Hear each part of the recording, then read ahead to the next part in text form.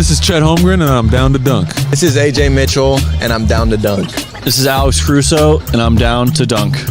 It's like baby bottle pop. Yeah. Mm-hmm. This is Adam Flagler, and I'm down to dunk. Hey, it's Isaiah Hartenstein, and I'm down to dunk. This is Casey Wallace, and I'm down to dunk. I can't spell Lucas. Hey, how do you spell Lucas? How do you spell Lucas? This is Lou Dort, and I'm down to Dort. This is Nikola Topic, and I'm down to dunk. This is Dylan Jones, and I'm down to dunk. This is Isaiah Joe, and I'm down to dunk. And there's probably like 50 to 75 Beanie Babies. Give me like your top 3 Pokemon. Bro, I can't even name. This is Jay Will, and I'm down to dunk. Sometimes the way his brain works is it leaves a lot to be desired. This is Kenrich Williams, and I'm down to dunk. Charmander. Yeah. Charmander. Or you're more of a Charmeleon guy.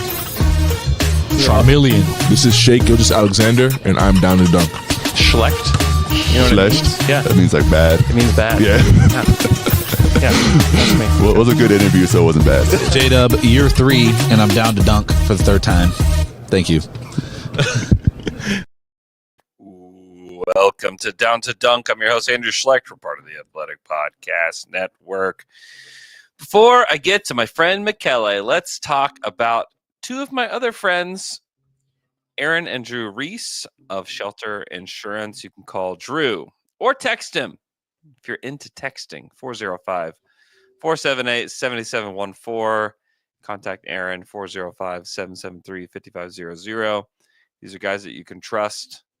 I know, listen, maybe you have, and I've been talking with some friends that have this happening in their life, kids that are getting ready to drive a car. Maybe that's you. And you know what? Man, I really need somebody I can trust with insurance at this point in my life. You should contact Aaron or Drew Reese to help you out. They're going to help protect the things that matter a lot to you, like your car and your house. And these are trustworthy guys, and they're just good guys. Once they're your friends, once they're your insurance agent, you're like, man, I'm glad I know that guy. Give them a call today.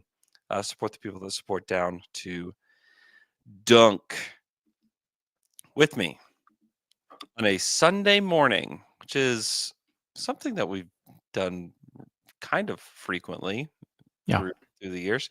Is Michele Berra. Michele, what's up? Yeah, Sunday, it's Monday is a little bit busy kind of time to record when both our lives are like getting too busy, then Sunday is a nice moment. Yeah, my Monday is quite busy. And so I initiated the Sunday pod. Sunday pod initiated. We missed, so shout out again to Rylan Stiles for filling in last week for Wednesday and Friday. Should have a relatively normal week this week. We did miss the news of the arena renderings, which I'm putting up here on YouTube as we speak. Man, first of all, downtown is going to be like so unrecognizable whenever this building goes up. I remember when Mayor Holt first spoke about the arena, and he said it's going to be something to kind of, I can't remember the word he used, but like the word I'll use is like to marvel at. Like, wow, like that is a beautiful building. And that is a beautiful building. Like it looks really cool. And I know it will change and evolve, as things move on, but it looks beautiful. They're going to have the Thunder Alley, the picture I have up right now, they're going to have that. I know they're going to have restaurants, and like the whole area is going to completely change. And it's cool. Like one of the cool things about, OKC is the sunsets are beautiful, and you're going to be able to see that through the glass. I know that Utah has something similar, but like you get to see the sunset, over the mountains, which is just unbelievable out in Salt Lake. But like get to see like the beautiful sunset, get to see like the Myriad Gardens. It's actually a quite beautiful area of downtown, but you go into this just brick house, to watch these games and don't really think about it. But Like to have it open like that, I think is amazing. I think it's going to transform the downtown area. I think it will feel more like an NBA city, which obviously it feels more and more like that every year. But I think having this will completely transform it. I'm excited to see it. I I'm hoping to have a guest on to deep dive on the arena itself. Michele, your quick thoughts, and then we'll move on. It is a beautiful building. I'm into buildings, sort of like I like when I travel to just look at nice architecture and also ideas behind buildings. So this one is it's beautiful. I mean, glass and wood art, or at least what seems like wood art. It's a great touch, and I think that the interesting part to me is that they made it a little bit smaller than Paycom in terms of seats. Mm-hmm. Even if if you look at the building, it seems wider, mainly to have like this basketball atmosphere, basketball first atmosphere, which is what the architect said at the presentation. Like they wanted to preserve Loud City and to actually make it the basketball arena first, which is good because I mean OKC is basketball right now in terms of sport and avenues and whatnot. So it should be the priority there. And yeah, I mean to put it close to where Paycom is right now, but not and to give the entire area a different look. That is, I think, a wise choice. I was telling yesterday, I think, to John and Ryland that when it's up, I have to come. I have to visit it because it's an amazing. I hope I come earlier than that, but that is on my bucket list right now. Yeah, and it's really, and I know I put out a tweet about this. I think some people were confused about it, and some people didn't like it. And you know what? That's okay. The vote's already happened, but like the fact that this building is going to be publicly funded 90% is going to allow the ownership group to focus to get a brand new building into OKC and to be able to focus on paying the team. And so I do think like this is a way that the public can kind of help fund this championship level team for a long time. Because I think it would get even more dicey, I think, if the ownership group is having to pay for the entire arena. No, it's like people don't care about billionaires' money, and I get that, but like there's just facts when it comes to this stuff, and I think that the way that it's being funded is going to allow this Thunder team more sustainability. It's like it's a matter of fact. So. Yeah, those are facts, and also the contract with the city. Like that is the most important fact. Like, yeah, we sometimes we get lost into the fact that this is a business, and business has rules. Business also has freedom, and if you don't find a great deal, then you may face a reality, especially with how the season went last year.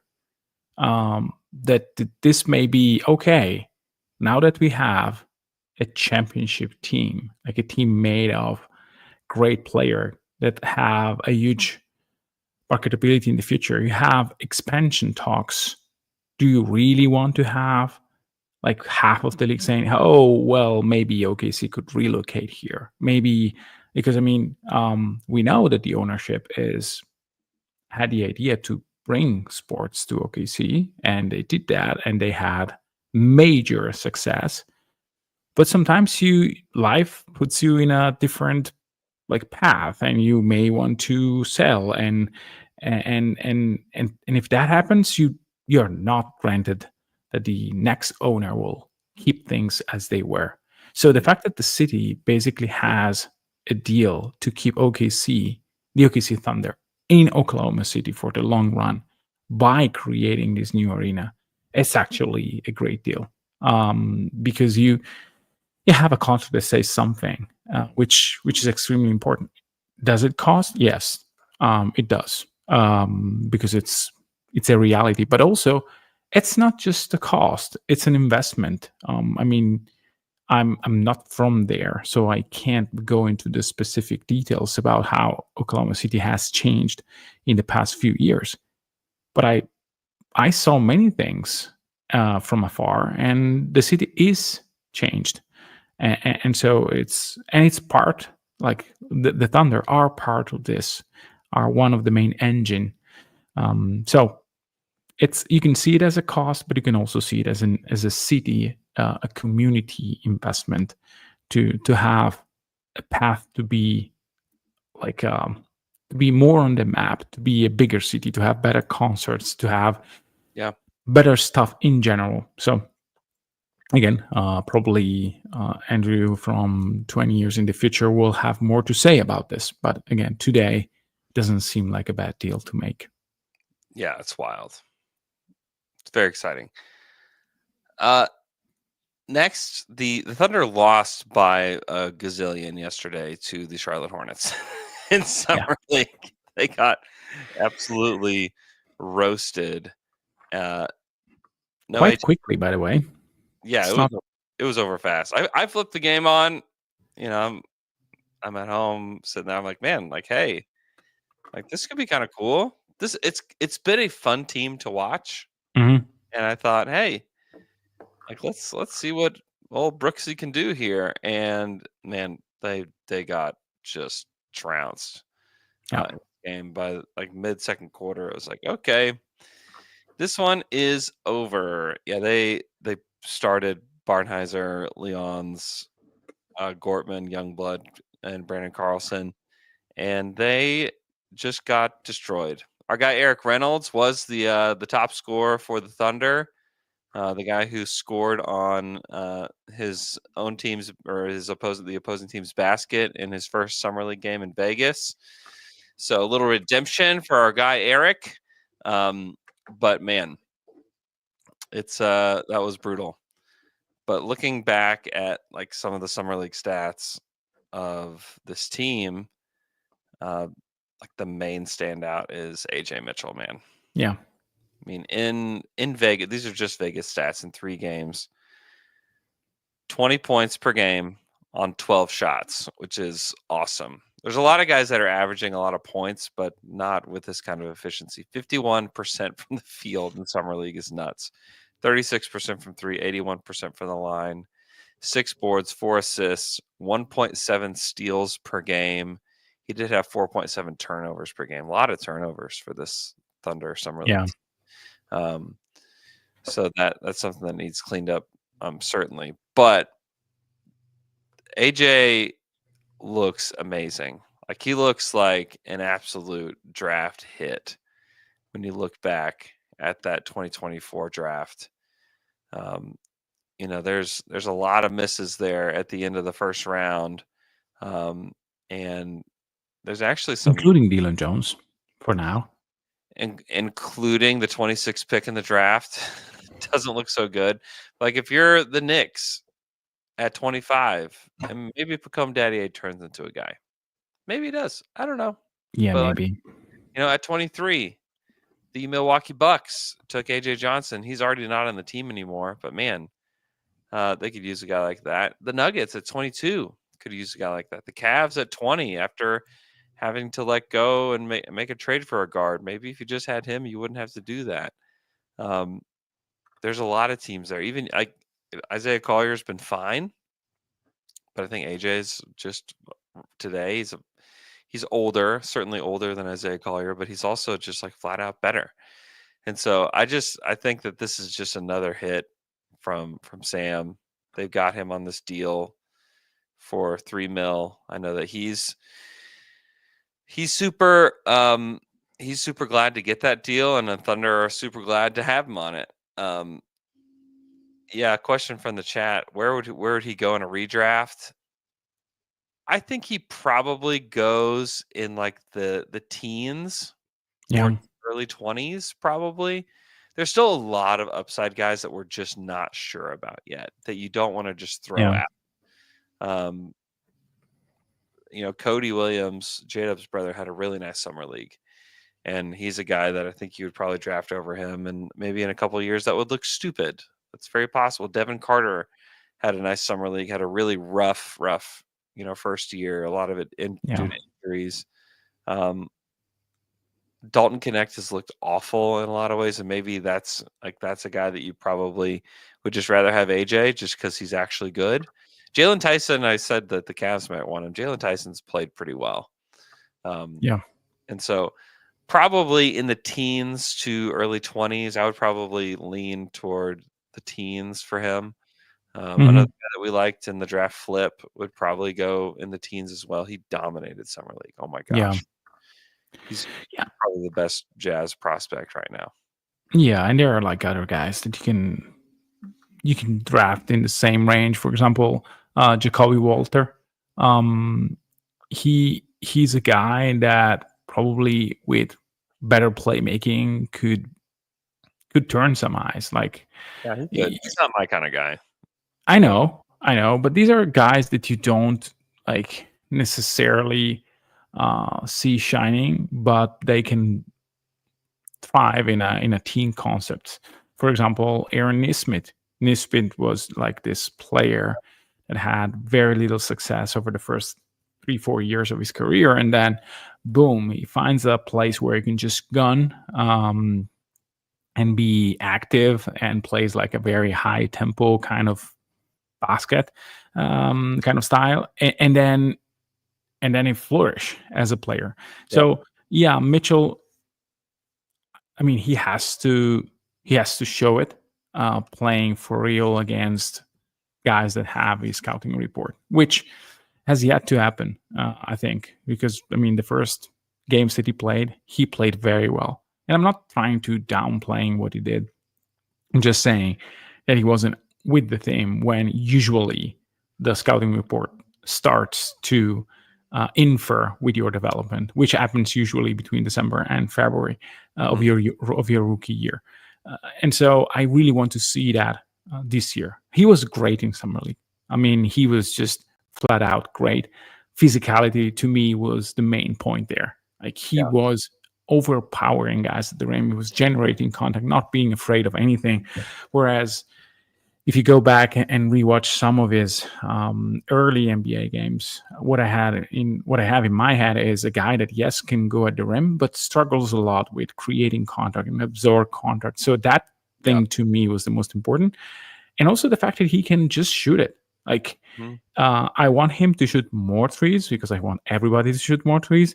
But to me, that is what I'm really interested to see. Like if he gets 32 minutes. Is he able to take 8 shots from 3? Is he that kind of player? Because I really think, I want to see that. I just want to see a player that has clear touch to just let it fly, because that is as important, not as important, but if you are like a 38% 3-point shooter with 3.5 shots or 35% 3-point shooter with 8 shots, I would much rather get the latter. Yeah, I don't know that he'll ever be that guy just because he does so many other things. I think it's going to be hard for him, especially with the minutes that he's getting, to become that kind of guy. But like he belongs, like it's so important for this team moving forward to have guys like that hit, that make a reasonable salary, because this team's going to get expensive. And to nail draft picks like this is going to make this team very sustainable, just because you're not going to be able to keep everybody. Just can't happen. But when you get them on deals like this, like the one that Aaron Wiggins is on, like the one Isaiah Joe's on, like the one that Jay Will is on, hey, you might be able to keep a lot of these guys if you continue to do that. Like that's totally possible. Yeah, in 36 games, he played 16 minutes per game. When he played, shot 38% from 3, and really didn't turn the ball over with that group. He just didn't have as many responsibilities with the summer league team, and so it makes a lot of sense that it would end up like that for him. But yeah, I think that there's a very viable path to minutes for him, especially when you factor in that you're wanting to preserve Alex Caruso and you're wanting to continue to develop a guy like that, I think that there's a path forward. Looking at other summer league stats, I guess Topic is probably somebody that we should talk about next. As he wrapped up his summer league in 3 games in Vegas. He was 11 points per game on 12 shots, which is not great. Nope. His shooting splits are as follows: 36, 33, 100. So not even close to the singler zone, which is great, but he did not shoot the ball well at all. And there are the turnovers to add on to subtract on the efficiency measures. Yeah, he had 3.7 turnovers, which is less than AJ. Like, just throwing that out there. He had 7 assists per game, which is great. 3 rebounds. There is a lot to be intrigued with. I don't know what I think about it. I think that he certainly has a definable skill. I think one thing you're looking for in summer league is like, does the player that I'm watching have an NBA level skill? Do they have one? I think AJ's got several. I think that like Barnheiser's skill is like he's just as good at basketball. That might sound silly, but like he is a good offensive and defensive player. He knows how to cut. He knows how to move. His skill is not shooting, but I think that he is a good enough offensive player. Like he can just play the game. He just knows how to play the game. I think that Topic knows how to play the game too, but clearly his definable skill is like passing. Like it's just not like, and that's not like breaking news or anything here with Topic, but he displayed that now. And the question is like, is it enough to get him on the court? Like they're going to play him just because Mark plays everybody. And like, that's just the way that this team functions. We know that, but is it good enough to get him meaningful minutes? You know, like down the stretch of the season, you look at some of the regular season games, it doesn't even have to be playoff games, but like when the Thunder played against the Lakers down the stretch of the season, you know, like they played a lot of playoff rotation. You know, like that's kind of how they functioned within that game. They still played a lot of guys, but it was a lot of playoff rotation minutes. And like, I have a hard time seeing Topic playing in like a first round series or a second round series at this point. And like, that's okay. He's still extremely young. And has a long way to go. But I'm just like, you can see it with AJ. I mean, he can play. Like he can play in those games. It's not hard to imagine it. It's a little bit hard for me to imagine what that looks like in like the last basketball we watched this team play. It just feels like Topic is a little ways off from that.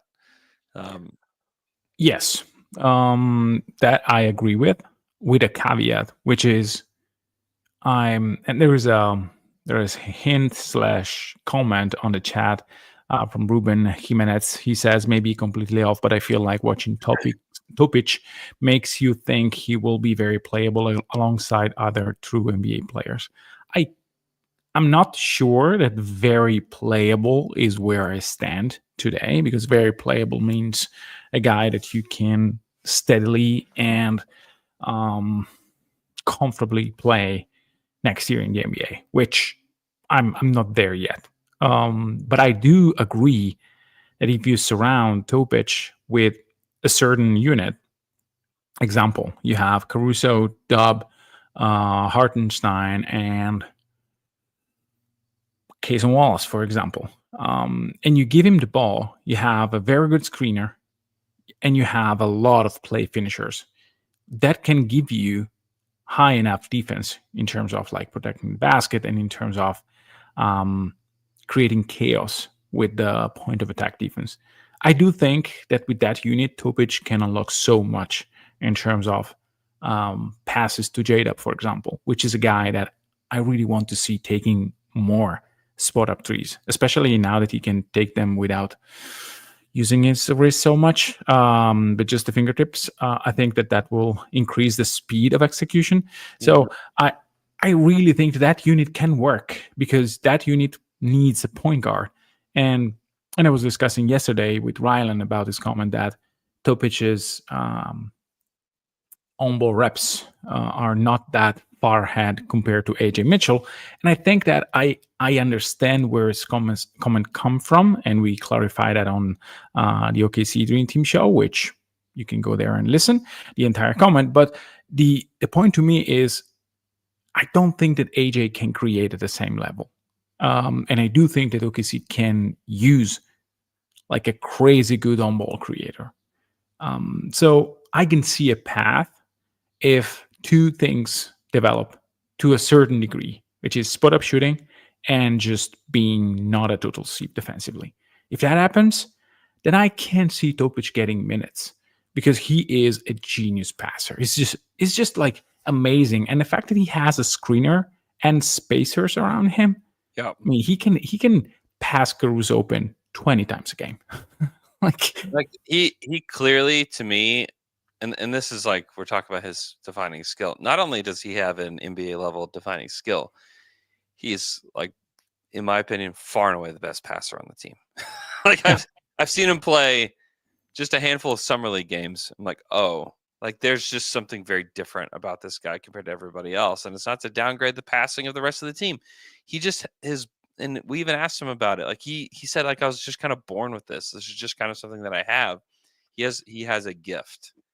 Like he is very, very gifted, and he is clearly the best passer on the team. I don't think it's particularly close. Now the other, it's funny because like he possesses like things that the current Thunder team doesn't have, but he also doesn't have the things that a lot of those guys do have. When it comes to the way they play ball. And maybe that's like the differentiator. Maybe that's what gets him on the court, is that like, hey, this guy is like different enough to where like we can figure out like a bench role for him to start his career, just because he is such a funky player and he is a rhythmic player for sure.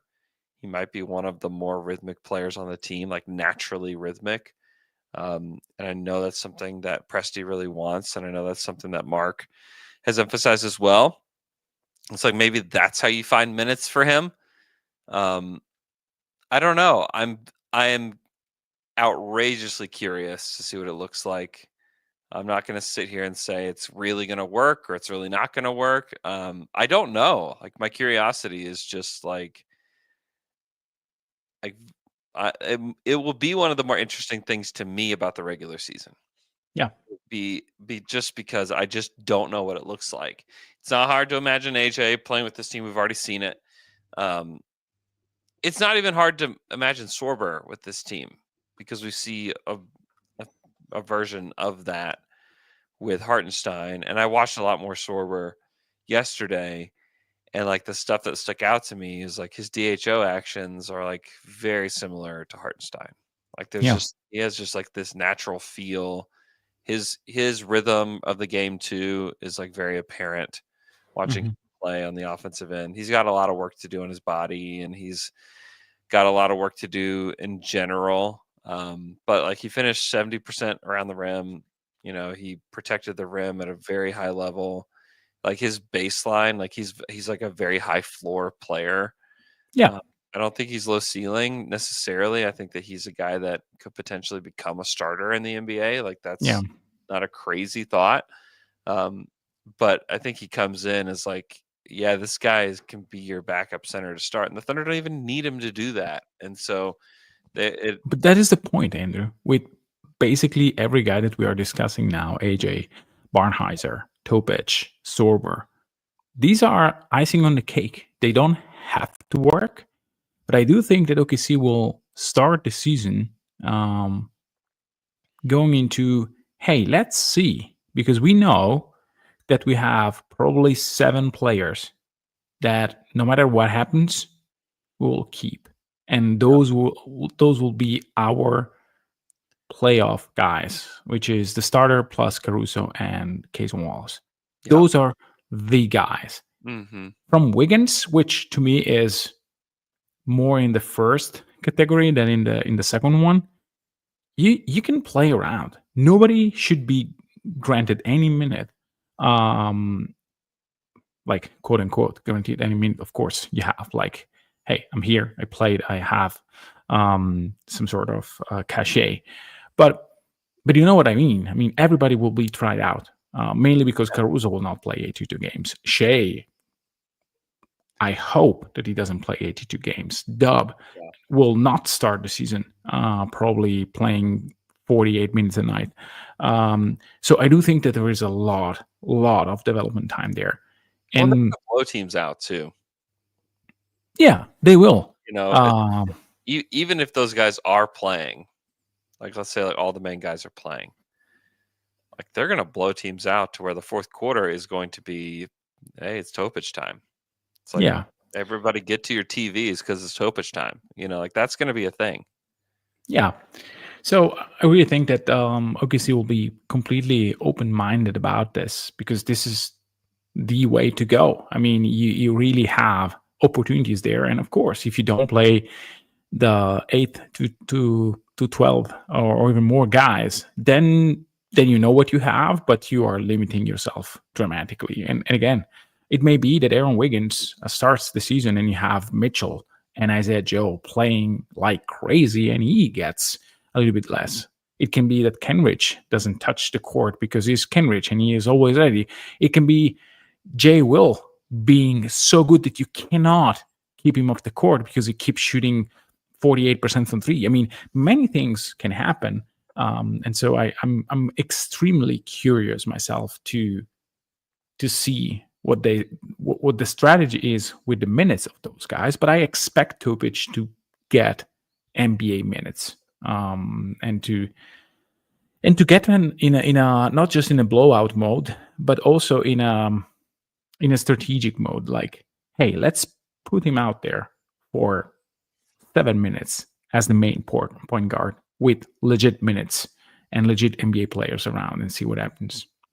Yeah, it's like let's put him out there with Dub, Chet, Isaiah Joe, you know, Aaron Wiggins. Like let's put him out there with just like a bunch of weapons. Yeah. And like let's just see what happens. Because Yeah. I think like that is an environment where he could really thrive, is like, hey, everybody around me can shoot. Everybody around me knows how to move within the offense. Like all he has to do is go find guys. Yeah. You know, so I do think that like there is a window for like, hey, second quarter, start of the second quarter, Shea sits down. Like, hey, let's give Topic 3 minutes to run the team and see how it goes. I just in those minutes, like I'm completely locked in. Like I just want to see what it looks like.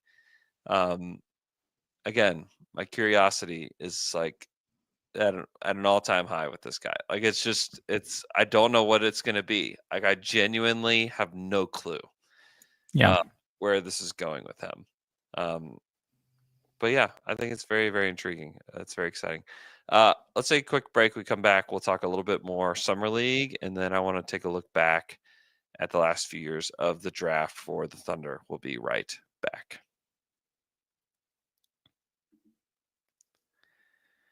And we're back after that quick break. Before we talk about some more Summer League and about the past few years of the NBA draft for the Thunder, I want to talk about Ring Family Dentistry that take a straightforward and honest approach to dental care. Doctors Phil and Brennan Ring believe in keeping what's healthy, fixing what's not, and only replacing what truly needs it.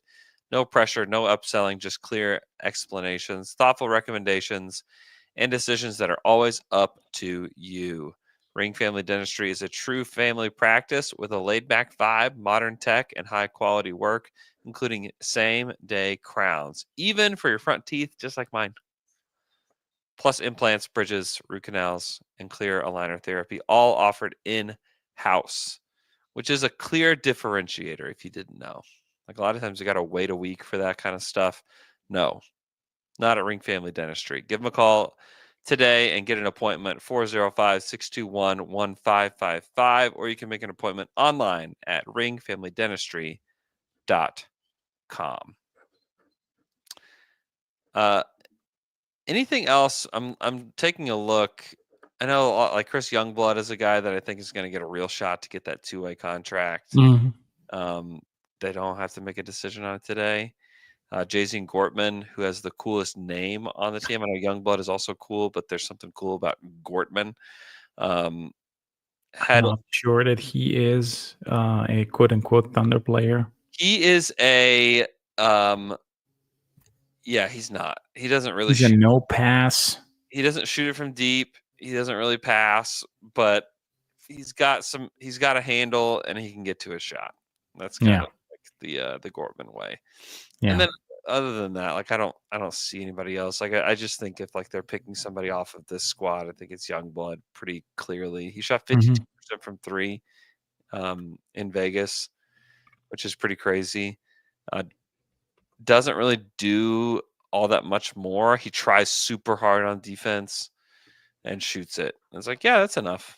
If he can, and I think that you've made this comp, like the Isaiah Joe comp, like if he can become just like a version of Isaiah Joe and he gets like an AJ Mitchell contract and then maybe you let Isaiah Joe go and like he just kind of fills in that spot. Like that's kind of like the vision with this kind of stuff. I'm not saying that Youngblood is like definitely going to be that guy. I would, guys that are at that level, we're talking about the third 2-way spot. Like those guys usually just don't work out. Like those guys are cycled in and out. Like this is a player for the G League team. This is a player for the end of the bench. I don't know Chris Youngblood at all, but like perhaps he is a guy that like maybe he is a great guy. Like Adam Flagler is a great dude and really served a purpose not only for the Blue, but I think he was just great to have around in the locker room. And a guy that was just great to have around the organization just because like he's just genuinely one of like the best guys in the league. And so I don't know about Chris Youngblood, but I do know like that kind of stuff matters. Barnheiser is one of those dudes as well. Like he's a guy that like I would be so happy to have my kids root for this guy. Like that's just the kind of person that he is. I think Carlson is similar. So like there's just one, I think that it's almost a requirement for you to be like that, to be on this team. I mean, I could go on and on about like the personalities and like the interactions and like just the character of this team. Like that truly matters. I think it almost maybe matters more for that final spot.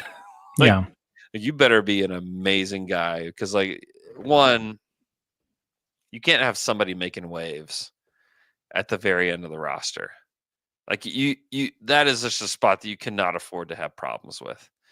You need somebody that's working hard. And so we'll see. I don't know hardly any of these guys that are on the G League team or are on the G League team or that are on the Thunder personality wise. But I do know that like that is like I think it's high priority, for that spot. And so there is one other name. We mentioned that I think on the last episode, Victor Lakin, the Russian guy, big man, do it all, kind of big, which who's injured right now. I don't know if that is a possibility. They signed Carlson, which is basically the same idea of a player or part of the idea of that player. So I don't know if they want to put two guys with partially overlapping skill sets in that spot.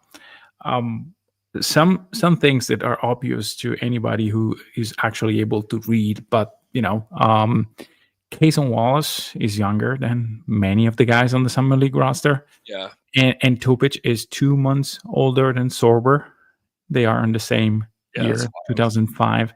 Yeah. So Topic is super duper young for this draft. Yeah. Which is something that we need to keep in mind.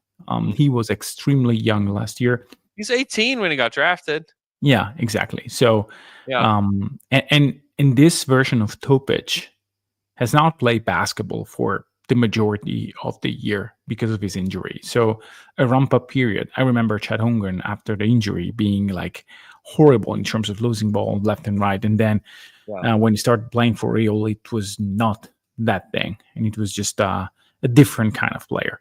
So I really want to see Topic in preseason and see what happens because I think that in at least in those 5 games, which according to Chad Holmgren should count for the total amount of games played. Still not a thing, Chad. I'm sorry about that. Do you remember when he said 87 games played? I will not forget it. Yeah, still not a thing, but thanks for trying. We'll see with Topic. I really think that is going to be the first glimpse of what he could be. It's still like 7 weeks from now, or 8 weeks, whatever, 10 weeks, I don't know. But I really think that given his age, where he was in terms of preparation, what we saw in Summer League is extremely interesting. Yeah, definitely. There's 3 players in the history of Sam Presti drafting for the Thunder that are younger than Topic. That were younger than Topic on draft night. Can you name them?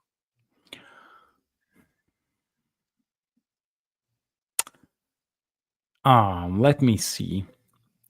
I think that actually there's 4. Usman Jang was 18, but maybe not younger, but like same ballpark age. You said just turned 19 by the draft. Just turned 19. Okay. I remember Giddey was 18. Giddey is one of them. Yep. Giddey was 18 and 7 months.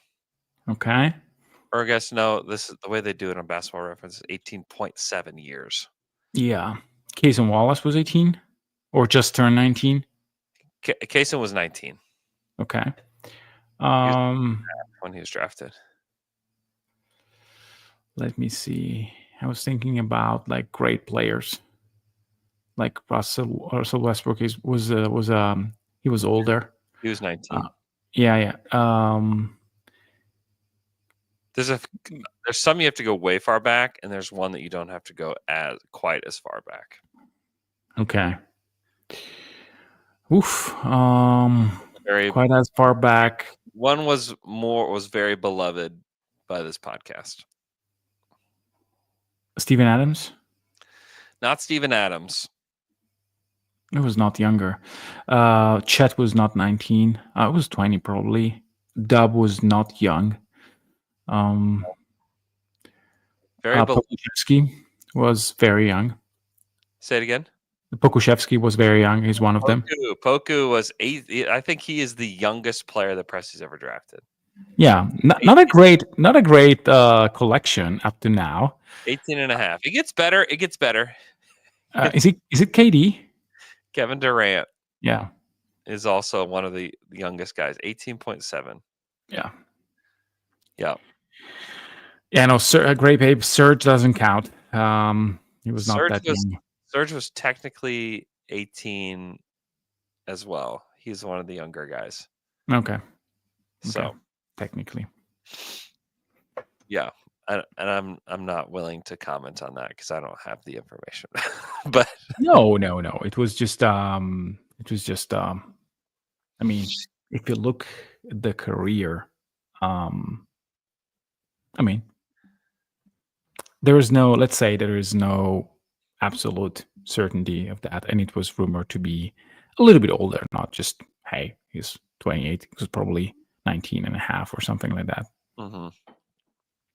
Yeah, the only other person that I can find here that was 18 and a half when they were drafted, like Poku, Robert Swift. So maybe not a great sign to draft a guy. Yeah. Robert Swift. Wow. That is nice company. Poku, Swift, Giddey. Poku, Swift. Giddey. But hey, there was KD there. And Giddey, and we said it many times. Giddey's a good player. He's a good player. He's still hanging out there in restricted free agency. Like, whatever. He's going to get paid. They're eventually going to pay him. Somebody will pay him. Chicago's going rightfully so. Come on. Rightfully so. He is a good NBA player, just not the player you need to win a championship when you have Shai Gilgeous-Alexander. That is, yeah. There are team concepts where a guy like Giddey can work. If you play Indiana-style basketball with Giddey as your pointer, you're not as good as the same version with Tyrese Haliburton, right. But I do think that version works. Yeah. And by working, I mean being a team with a winning record. Because if you have a shot blocker, You have decent defenders, you run like crazy, and you have Giddy that can really unlock shooters. That can work. And again, I'm not saying that I would pick Giddy if I want to build a championship team, but if they say, okay, you have Giddy, can you build a very good, competent team Yeah. that maybe plays in the playoffs for a long time? Yes, I think you can. Yeah. Yeah. There's no question. You just have to put a ton of shooting around him. Yeah, and defense. Yeah, and defense. But you have to do the same things with Tyrese. Yeah. I mean, if you put Giddy in place of Tyrese, I don't think they're getting to the NBA Finals, but that's a good basketball team. Yeah. And it's not that if you put Tyrese on the Bulls, they go to the finals, or I'm not sure they get past the first round. I'm not sure that. Yeah, I mean, it's not guaranteed they get past the play-in. Exactly. So it's difficult to parse these kind of things. But again, Giddy is good. Yeah. Speaking of that, I thought it would be fun to just kind of look back at some of these drafts and like just talk about the run that Sam and his team are on right now, because boy, like they've done just such a ridiculous job year after year. Let's say since the 2021 draft, like I feel like they've done such a good job. That year in 21, the guys that they came away with: Josh Giddey, Trey Mann, Jeremiah Robinson Earl, Aaron Wiggins. And like I don't know where JRE's career is going, but to draft 3 guys that are all in the league and like are on second contracts and are gonna, be in the league for a long time, like that's pretty incredible. Josh at 6 felt like a reach at the time.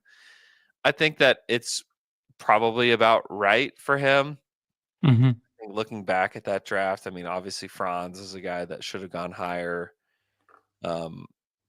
So maybe he falls because yes, of that. Yeah, but like Franz Wagner is really struggling with the shooting, and development is not going in the right direction. Like, yeah, it's true. For as much as I like the idea of Franz Wagner and the fact that I really like how he plays, I mean, I did not expect him to be worse shooting wise than he was when he was a rookie. Yeah. That is really perplexing to me. Mm-hmm. Yeah, it is strange. He's going to have to correct that. Yeah, he's going to have to correct that. They did make the trade, the Şengün trade on draft night. I will remain, and maybe this will just continue to look dumb, but I will remain firmly in the seat that I just don't know that Alperen Şengün would have been the best player to be on this particular Thunder team. I think that he makes a lot of money. He's a guy that I think defensively has a long way to go, and you have to run the ball through him. And like he's been great for the Rockets. I think it's been a great thing for them. It's wonderful. I just don't want to pay that archetype of center. And so unless he turns into Jokic, then then he made a huge mistake. There is another way to look at that trade, and it's probably my way. And it's, I don't want to do that trade mainly because I want to draft Trey Murphy. Yeah, I know. I was about to bring that up. Just draft Trey Murphy. Now, the only caveat to that is, are you too good with Trey Murphy next season? Yeah. You can sit Trey Murphy and draft. I mean, I'm sure that if Trey Murphy starts and play 20 games, you really have like a bad injury where you don't have to touch the court. And that to me is, I would love those 2 picks back and Trey Murphy. Yeah. Mainly because I'm not sure that the Memphis Grizzlies would have drafted Alperen Şengün. You never know.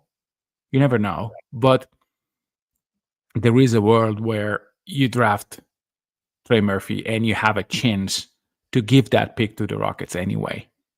And Trey Murphy is worth that. Yeah. Also, Jalen Johnson's in that range as well. Yeah, but we were very, very down. We would. So it doesn't count for us. Yeah, it doesn't necessarily count for us. But like, there's some like there's some players in the back half of this first round. Trey Murphy, Kai Jones, or not Kai Jones, sorry. Trey Murphy, Jalen Johnson. Kai Jones? Not Kai Jones. Where is Andrew? Quentin Grimes. Yeah. Has turned out to be a really good player. Yeah. Cam Thomas. I don't know what's going to happen with Cam Thomas. I love that Cam Thomas is super mad at Zach Lowe for what he said on his podcast. I don't think. Cam Thomas is just reading it from NBA Central or wherever it came from, but it's hilarious. Did you see this? No. There was he quote tweeted this like NBA Central quote about Zach Lowe talking about Cam Thomas not being like a very good NBA player, basically. And Which, fair. Super upset. Fair. Can you imagine coming away from the 2021 draft with Trey Murphy and Santi Aldama? Yeah, that would rock. Yeah. Yeah, that'd be amazing. So I would not question the Giddey pick. I nor the Wiggins pick, clearly. But for me, the management of 16 and 18 could have been better. Yeah, but still, like Trey Mann got a second deal. Like part of what I was saying is like they just drafted guys that are in the league. I mean, you could have drafted the guy that I mentioned, Kai Jones, or you could have drafted Keon Johnson, or Usman Garuba was another guy that we liked and a lot of people liked. Josh Christopher. I remember. A lot of people were lauding that Rockets draft because they got Jalen Green, Şengün, Usman Garuba, Josh Christopher, and people in summer league, like those guys look great. It's like, well, two of those guys are already out of the league. One guy they traded away already, and then the other one they've kept and are building around. But it's like, the draft is hard, and to just connect on guys is important. Yeah. That is a way of identifying talent in general, which is probably what you're referring to. Yeah, for sure. 22 draft is like, this is the draft. This is what made the Thunder, was the 2022 draft. Just an outrageously good job by Sam and his team to get the following players in this draft, to get Chet Holmgren and the two Jalen Williamses in one draft is outrageous work. It's outrageous work from them. And like it's funny because like the Oos deal looks terrible in hindsight. To trade 3 picks to get the 11th pick and to draft Oos at that spot. Just I remember sitting there at Fassler Hall just like so thankful that the Knicks took him. Yeah, me too. And then, oh no, they got him, but I got this guy. Yeah, and at the time I thought, oh man, they get it's natural to think like, oh, they gave up the 12th pick to go up to 11, but they didn't do that. They kept both. They traded 3 picks so they could draft twice there, which I don't mind it. Oos just hasn't worked out, but like the point was like, I think any other GM makes that trade, and we were talking about it for eternity, Yeah. But the fact that they drafted Chet and J-Dub in this one draft, who I think if you did a redraft, they are 2 of the top 3 picks in this draft, if not the top 2 picks in this draft. Like that's outrageous work. And the J-Dub pick is, to me, the defining thing and the best pick that Presti has ever made, because we're talking about a guy by his 3rd season. If you were to say like, hey, the Thunder are drafting a guy here at 12 that by his 3rd season is going to be all NBA, all defense, and a guy that is going to score 40 in an NBA Finals game. That is just on a bum wrist. Yeah, on a wrist that is not equipped to be playing in the NBA Finals, and absolutely insane. Like that is still just crazy work there from Presti. Plus, Andrew, because it's crucial, and that by drafting 2 borderline / for real all-stars, that he will be able to retain them both. Yeah. Yeah, the fact that you get to keep them both long term and that they Yeah. are the building blocks around Shea. Like this is the career defining moment, for the front office. Because like a lot of people thought Jabari was going number 1. Yeah. You just were like, "Hey, Jabari fell to us. We'll take Jabari." Yeah, I know. Or if you're like, "Man, we really need a center. We'll just take Jalen Duren at 12. We'll take Oos and Jalen Me. Duren. Or we need a real shooter. Or we Let's need a stuff real AJ Griffin, We take AJ Griffin at 12. And we'll take, who's out of the league and not really for just basketball concerns, probably. It's not. He's been on the record saying like he's done for, religious reasons, which Yeah. I'm not going to fault anybody for the path that they take. It's very unusual. And it's like, I would say that the NBA could use good Christian guys that could play basketball really good. I would tell him that. But he can do whatever he wants with his life. I'm not gonna tell him that he should be doing something else. But this is the one. Obviously making the trade for Shea was huge, but the fact that you get those two guys, and again, like you got the number 2 pick, like the work was done, for that pick, the night of the lottery, that you got the luck there. And then the fact that also the fact that like Chet really wanted to be here. Yeah. Is a big deal. Like if he would have like really gunned for that top pick, like to be the number 1 pick, like to be a part of the Orlando Magic, like he fits the profile of an Orlando Magic player. Let's not forget that. Oh yeah. Has the Can you length. imagine them not playing Wendell Carter Jr. and having they would have to renounce Paolo's abilities, but Yeah, it worked out for both teams. They needed a player like Paolo. Like that was the right pick, and the Thunder needed Chet. I don't think it works quite as well for either team if you flip-flop that. So really, really great work there. And then to have the foresight, it was a reach. When you looked at the consensus mock drafts with where everybody thought this guy was going, it was not headed in this direction for J-Dub. People thought he would be picked at like 19 or 18 or 20 something or whatever. And the fact that they felt confident enough to take him at 12. And I do think like if they just had the 12th pick or if they just had 1 pick and they were choosing between Oos and J-Dub, I think they were taking Dub. I do think that. I have reasons for thinking that, but I do believe that that's the case. So just outrageously career defining for all these guys. The reason we have a title in the NBA or an NBA title here in OKC is this. Like it's this draft. Like this is the one. Outrageous work. And then in 23, they take Cason Wallace at 10. They trade up to get him. Boy, this guy is that's another impressive one. Like you can quibble with like should they have just kept Derek Lively? Like yeah, he would have looked awesome with the Thunder too. Like he would have been incredible, but with the hindsight of knowing that like you have the ability to get Isaiah Hartenstein, down the road, and you get to have Cason Wallace, like I would rather have that. Like give me that. Like give me both those guys. Because I don't know that they win the title without both those guys.